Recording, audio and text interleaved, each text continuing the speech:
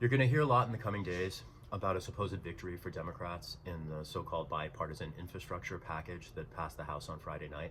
There are a bunch of things that need to be said about this, and I'm grateful for the opportunity to share a few thoughts. The first is that the amount of the bill is $1.2 trillion phased in over years, and it is a pittance relative to the far greater sum that we continue to lavish on the military-industrial complex for no discernible purpose.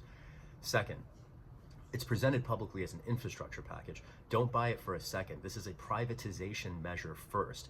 The key components of the bill passed by the House that Democrats are claiming as a victory include public-private partnerships and asset recycling. These are measures that both at the municipal level across the United States in the past, as well as in other countries, have been used, and the results are clear, demonstrable, and consistent.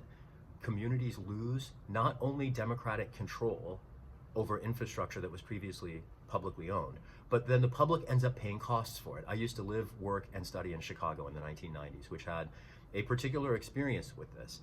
In the years since I moved and came to the Bay Area, Chicago licensed its parking meter system to a private corporation. The city made about $1.2 billion from that transaction, and the residents are going to pay over $11 billion back to the company over the next 50 years. And just to demonstrate the loss of democratic control, if the city of Chicago wants to shut down a street, perhaps for a block party or some kind of public procession, the city has to pay the private company to which it licensed the parking meters for the privilege of using its own space.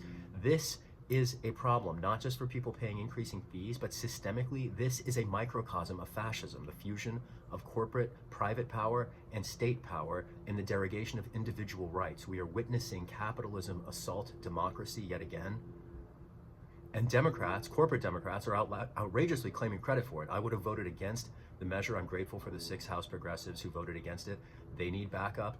We need to displace corporate Democrats, and we should not accept a shit sandwich and be happy about it.